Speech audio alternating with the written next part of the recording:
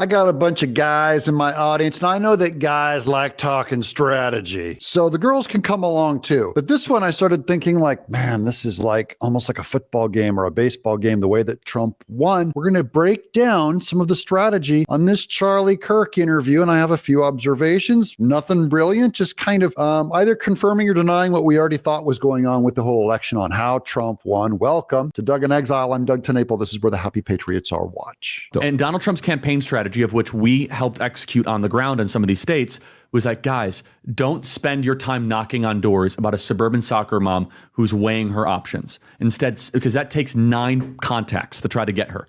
9 points of contact on average. Conversations, discussions, and they could be 30 minutes on it. Instead, when you're trying to win an election and you're down or it's very, very close, the Trump people, they realized like they weren't going to convince a soccer mom. So we hear all about how Trump was underperforming with the female suburban vote. That's the way it was in 2020. Trump was underperforming with females in 2020. He actually underperformed with them once again here. So where are you going to expand? They went for the men. Turning point, go spend your time in very Republican areas where there are non-registered or what we call disengaged voters.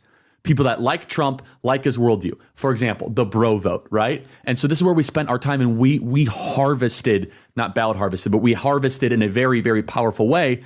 At Arizona State University, for example, we registered thousands of young men to vote in fraternities. So it's very hard to convince a mom, in suburbia to vote for Trump. This election pitted a fake problem, a national abortion ban that Trump promised to veto, against real problems, the economy and immigration. It pitted the needs of rich, white, progressive women who need to feel like they are the oppressed class. And so they invented this myth that there was a national abortion coming against the real and pressing needs of working class men who can no longer support their families. And think of how far apart the houses are to either call them or make contact, right? They're spread apart. This is brilliant already. They found areas where there's clusters of men who had not registered. So they said they'd go into a fraternity. Now, fraternities, they're full of men and they're full of excitement. And in Arizona, they're going to be full of potential Trump supporters. So it's like they're going boom, boom, boom and filling out voters,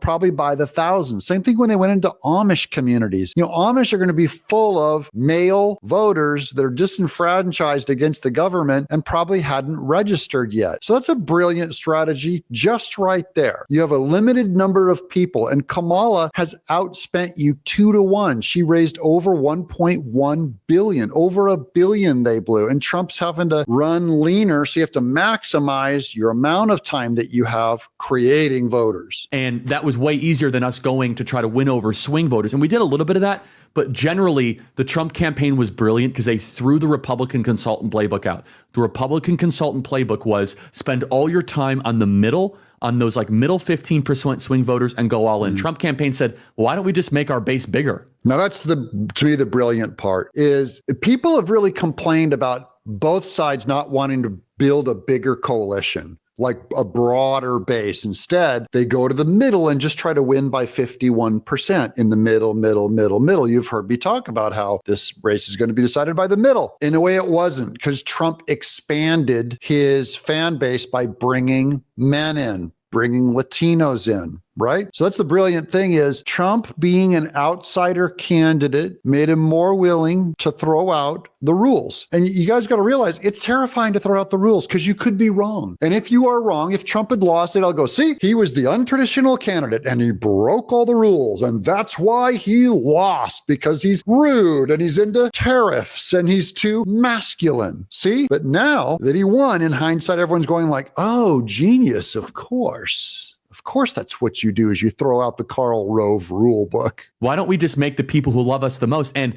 so what they looked at was demographics. And they realized if we can make the electorate 3% more masculine and by the way, they were so smart to do this. This is Susie? This is Susie and James Blair and La Savita. And they were so smart because they said, wait a second, what is more important than race?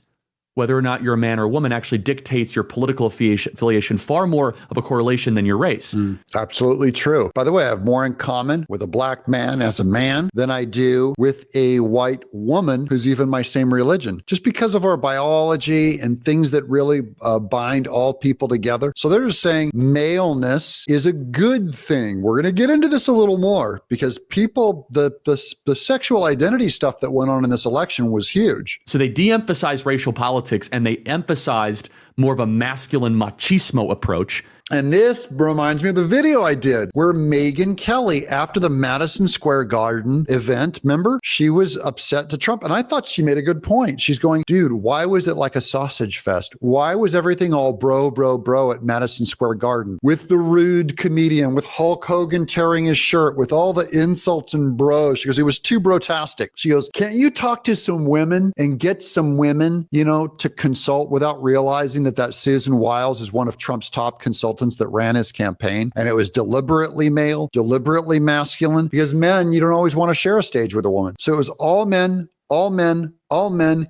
It was deliberate. And Megyn Kelly said, where's all the women? It was deliberate to attract the men. Did it work? Yes, it did. Boy, did it work. And not only did it work, you're running up against a woman, so it's easier to kind of make that argument. It's also easy to make that argument because Kamala herself was appealing to women. And all these women were tearing men apart. They were condescending men, lecturing men, calling the men, the black men, if they didn't vote for her, saying they were racist or misogynist or all these other things. Latino men.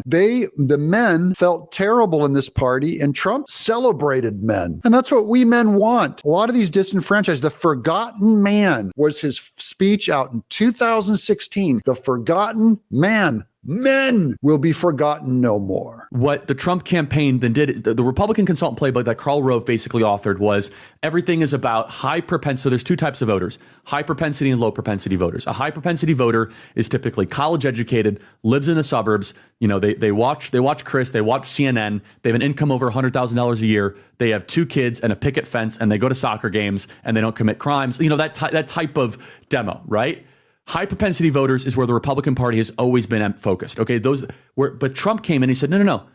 We're going to focus on low propensity voters. So that's interesting too, is Trump probably found it easier to convince a low propensity voter who is not college educated. So I'm going to show you why many of the numbers started skewing. If you're not college educated, you were going for Trump.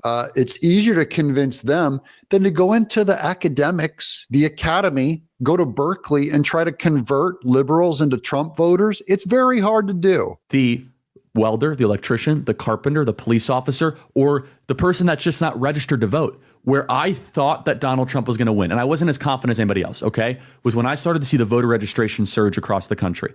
In the summer before this last summer, new people that were registering to vote were registering at a clip 3-1 versus Democrat. And that was a number that we all saw, okay? But it was weird.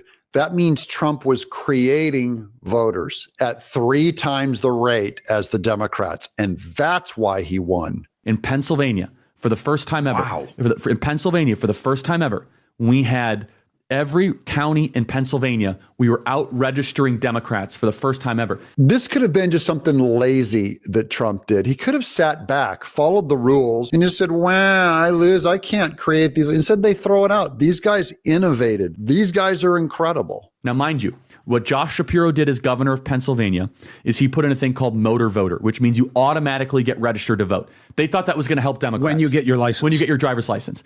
It helped Republicans because of lower, think about who's not registered to vote. It's typically lower propensity voters. And that's brilliant too. It's the Department of Motor Vehicles does that motor voter thing where every time you go and you renew your driver's license, they offer you vote registration. The only voters that were not registered in Pennsylvania were going to largely be men, the disenfranchised voters, and they decided to sign up to vote for Trump. So a thing that was meant to help Democrats ended up helping Trump. Where do these people get their information? Lower propensity voters get information on TikTok. Mm-hmm. They're not watching CNN. They're not sitting, you know why? These folks are darn tired by the time they get home. They're not turning on cable news. They're watching NFL football games. Mm-hmm.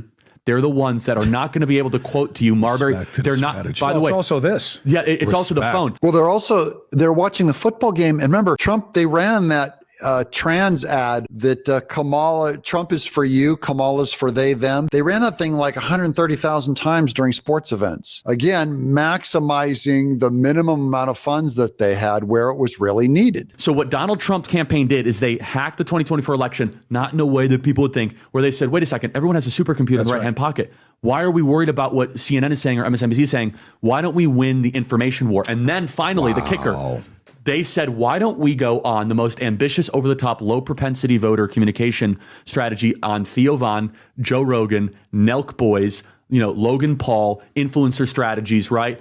And so what they said is, there's this whole reservoir. This is about creativity. This is about thinking outside of the box. This is about Trump. Everyone says he's a caveman. He's a big dummy. He's not creative. All the Democrat actors, they're the artists. They're the fruity, creative ones, musicians, Billie Eilish, people who put eyeliner around their eyes. No, conservatives are creative by necessity. And Trump, this once again goes against that canard where liberals go, we're the artsy ones. We're the creative ones. We think outside of the box. No, you are pinned inside the box. Trump put together a coalition of maniacs. Susan Wiles, this woman, Elon Musk, Charlie Cook, the boy wonder, Steve Pressler, this kid, the long-haired kid, he's gay. He was going into a gay man was going into Amish country and broke the records on registration. Untraditional, RFK Jr., Elon Musk, the autistic boy wonder also, Tulsi Gabbard, using Hulk Hogan. They went in and broke all the rules and were creative, thinking outside of the box, because Democrats are mental slaves. They've been photocopying themselves out of cultural fear of doing something wrong. And you cannot fear culture. You have to be creative. You have to give culture the bird and say, I'm not afraid of you. I don't care what you think. That's what enables people like Trump to think outside of the box and kick the Democrats' ass at a game that they almost always won. He threw out the rule book and invented a new way that will be studied for years. But I'm telling you, he burned guys like Paul Ryan who said Trump cannot win. Trump, they all looked at the normal Democrats. So Trump's unpopular, therefore he can't win. In your life, if you're stuck, there is always a way. And if you're stuck in your life and you need a change, I would pray to God, there is a way outside of that box. That's my message to you. Trump proved it. Don't eat what you're given. Innovate. Be creative, my men, like real men do. I'm Doug in Exile.